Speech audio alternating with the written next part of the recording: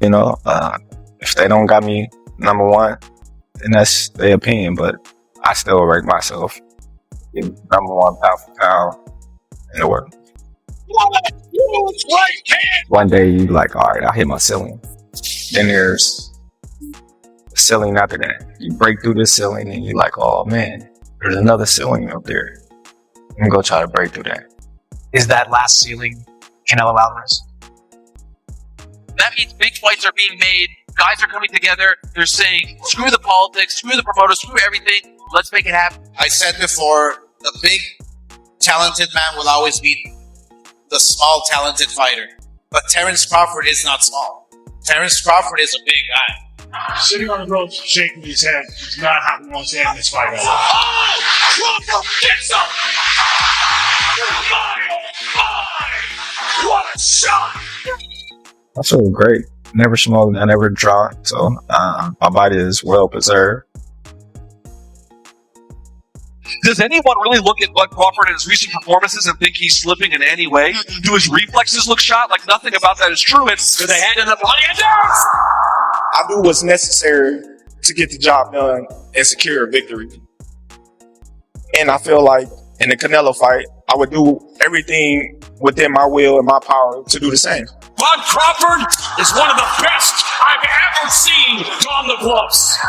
Razor sharp reflexes, counters, and a childlike joy when it comes to hurting its opponents. I'm not going to say he's just as good as Floyd Mayweather. I'm not saying that.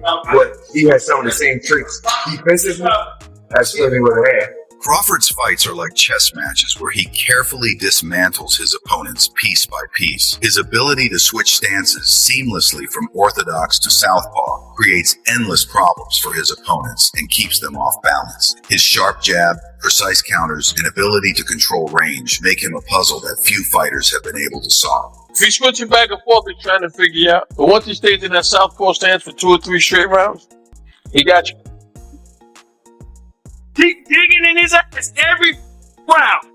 Like he didn't mess up, beating down. I'm big think he beat. He is in the hurt business. He breaks you down, he unlocks the key, and he gets rid of you. So that just lets me know right there that I'm a threat to him. I'm a threat to him. I'm a threat to his legacy. He gave in and we started training like that. And something that was natural to me. Converted southpaw, we've all seen him. Oscar, Marvin Hagler. But I've never seen a guy as dangerous from either side who doesn't favor either side. That's different. 2 different rhythms, 2 different aims. But Bud was able to make them one and could switch in the blink of an eye, turning his opponent's hesitation into opportunity, and that opportunity into domination.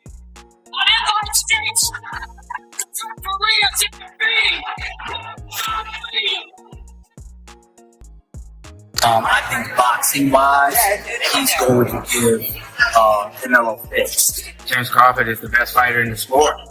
Once he got touched, Bud turns into a different animal in that ring, and he's hard to deal with. He's pretty much a savage once he gets touched, and you can't stop him. Crawford's greatness lies in the fact that he doesn't just fight with skill, he fights with intelligence.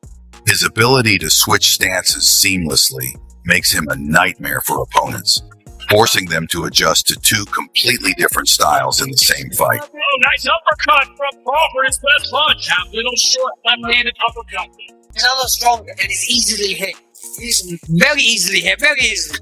Compared to when I fought against Crawford, I could have hit clean. So really, that's the difference. I'm always in shape. I never take anything for granted, and I never go in a fight not prepared. So we 110% prepared. Terence Bud Crawford is absolutely one of the most talented boxers in the world today, and he is undoubtedly the most accomplished American boxer actively competing. The 37-year-old Crawford is a 4-division world champion, having won championships at lightweight, junior welterweight, and junior middleweight. His record stands at a perfect 41-0, with 31 of those victories coming by way of knockout. Crawford has been competing at the championship level for more than 11 years. Pound for pound, number 1, going up against the former pound for pound number 1. 2 top 5 pound for pound guys going at it. That is a can't miss fight. For 37 years old, like, he's training like he's like 25. Like, I don't think there'll be no problem at all. Who do you think Crawford's going to beat? Because Crawford can find people to fight like Canelo, who's amazing. Canelo has he's, oh my God, like he evolved. I saw how he evolved defensively and everything. I just don't think he's as fast as Crawford. And I think Crawford is just a little step ahead as far as movement is concerned. And so I think it's going to be Mayweather Canelo Part 2.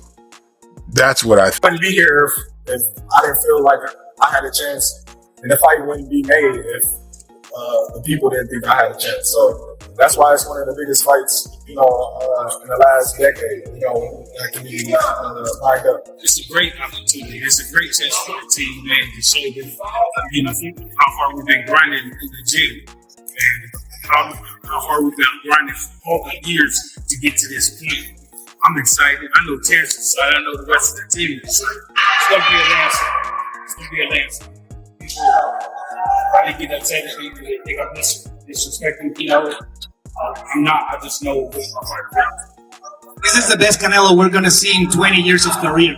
And we're going to show it on Saturday. Terrence Crawford, with his new physique, the big muscles, what was your immediate reaction? Nothing. Muscles for me doesn't mean anything. I fought before with bigger guys. Means nothing. But when I saw that, you realize he make a good training camp, and that made me happy because it's gonna be a good fight. Well, it's the fight that everybody's wanted, and we rarely get that anymore. So we have an undefeated guy against a guy who's been on the face of boxing for an awful long time. He's been in every big fight, a lot of big fights for the past 10, 12 years. And so now we're getting them together, even though there is a division in weight. Of course, Crawford's moving up. So, but this is what everybody wanted, and it's rare in boxing we get that anymore. So I think it's great for the institution to have this at Allegiant Stadium where the Raiders play with 55, 65, 70,000 people, however many show up. This is just a huge, huge event for boxing. So it's great to happen, and it's great that it's happening in Las Vegas where so many other big fights have taken place. So the first thing I'll say is I think they're both phenomenal fighters. One of the best fighters. Both are some of the best fighters that will ever be in boxing, period. And that being said, I think Canelo should win just based on the fact that he's the bigger fighter. I think a bigger, great fighter will beat a smaller, great fighter. I think, they both were arguably number one pound for pound in their given time.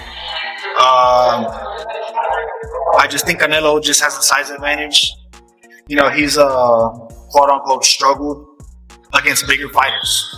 Crawford was 147, moved up to 154, fought one time, and now he's going to 168. He's not going to get a bigger fighter unless he really bulks up, which that itself could be a double-edged sword. Because one, he's going to be stronger, but two, is he going to be slower? Is he going to be used to fighting at such a heavy weight? I feel like he should have fought at least one fight at 168 just to really get a handle on all the weight and how he's going to feel.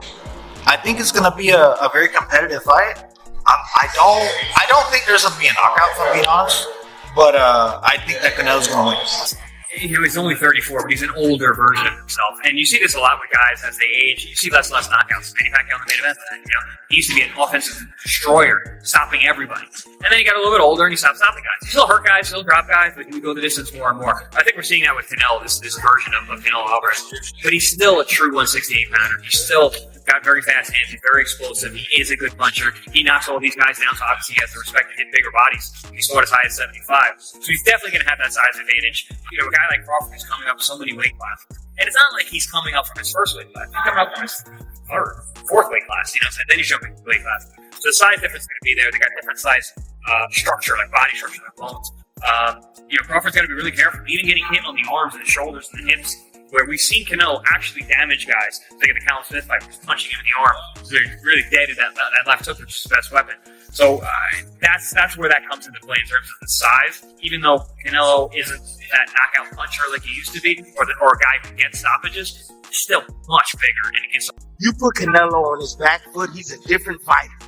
a completely different fighter when you put him on his back foot. Yeah, he can move a little bit, but yeah, he likes to come forward with that power. But you put him on his back foot, let me tell you similar to. You know this guy named Usyk who put Fury on his back foot?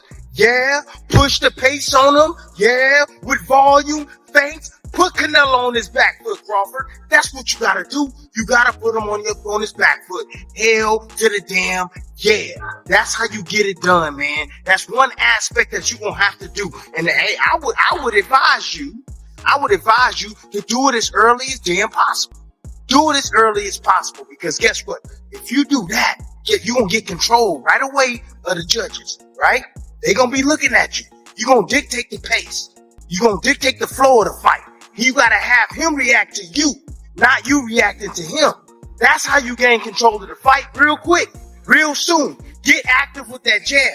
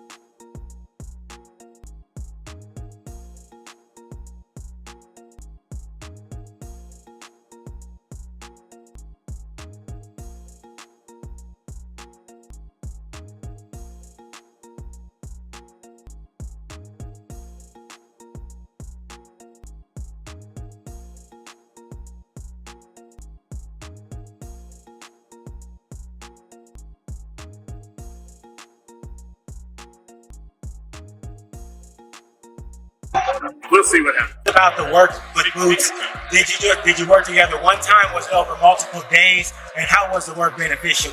Yeah, more than one time. Yeah, and he helped me really good, and I'm very grateful. For the first time, Canelo Alvarez acknowledged that Jaron Boots Ennis played a crucial role in his training camp, crediting Ennis's blistering speed, pinpoint accuracy, and relentless pressure for helping him effectively prepare to mirror Terence Crawford's style. Do you think was there anything in particular that you guys worked on that you feel like was beneficial? No, he worked his team. He's very similar to Crawford. He switched guards too. He's fast, and he's a pretty good fighter. So I work really. This is far from a random matchup. Years ago, Canelo trained alongside Boots Ennis' brother while preparing for another dangerous opponent. Now, history has come full circle as the younger Ennis steps in, adding a unique twist to Canelo's preparation. The clash between Canelo Alvarez and Terence Crawford is shaping up to be one of the biggest events in boxing history. Interestingly, Bernard Hopkins is siding with Crawford, believing that while the weight could pose a challenge, Crawford has all the skills needed to outbox Canelo. There's an 85+ chance to beat Canelo. Why? He's not going in there to prove something, which will fall into Canelo's hand. He would love for him to prove something. That means you will stay there and try to prove